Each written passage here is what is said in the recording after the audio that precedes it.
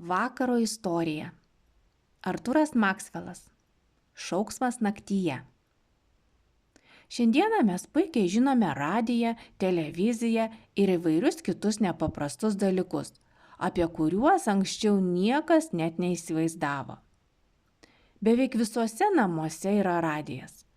O kaip nuostabu ir neįtikėtina, kad šis mažas prietaisas žmonių balsus gali perduoti net už 100 kilometrų. Ar kada pagalvojai, kaip laivai esantis jūroje gauna informaciją?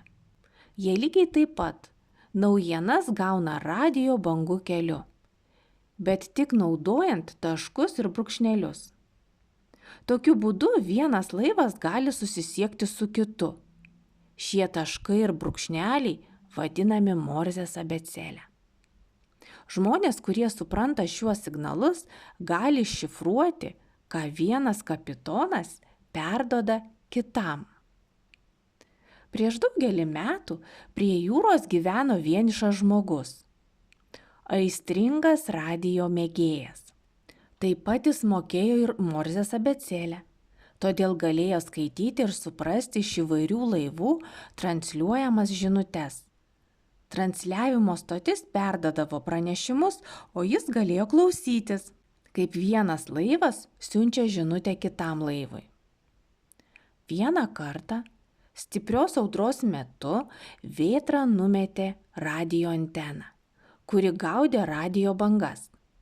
Žinoma, jis galėjo palaukti, kol nurims audra ir anteną sutvarkyti, kai bus ramu ir šviesu. Bet ne. Jo didelis pomėgis klausytis laivų siunčiamas žinutes neišgąsdino jo ir tamsią naktį jis užkopė į aukščiausią eglę savo sodo gale ir tvirtai pritvirtino numestą anteną. Tuomet jis vėl grįžo prie savo mėgstamos veiklos – prie radijo imtuvo. Reguliuodamas imtuvą jis išgirdo nenutrūkstamą SOS signalą, kurį siuntė kažkoks laivas. Buvo labai įdomu ir jis apsidžiaugė, kad nepabijojo audros ir sutvarkė anteną. Iš karto vėl pasigirdo signalas SOS, SOS, SOS. Tuomet jis suprato, kad į šį signalą nebuvo jokio atsako. Jokie laivai jam neatsakė. Kodėl signalas perduodamas taip dažnai? Ir kodėl niekas į jį neatsako, pagalvojo jis. Galbūt jis vienintelis girdi šį pagalbos šauksmą?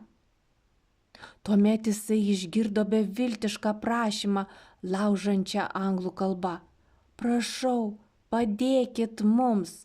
Šis vyras greitai nubėgo prie telefono, paskambino į pakrantės stotį ir pranešė, kad išgirdo kažkokio laivo pagalbos šauksmą.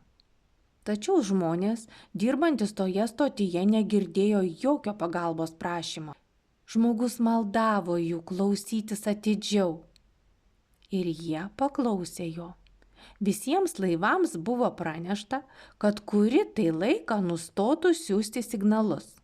Tuomet jie išgirdo nelaimės signalą iš mažo laivelio, kuris skendo.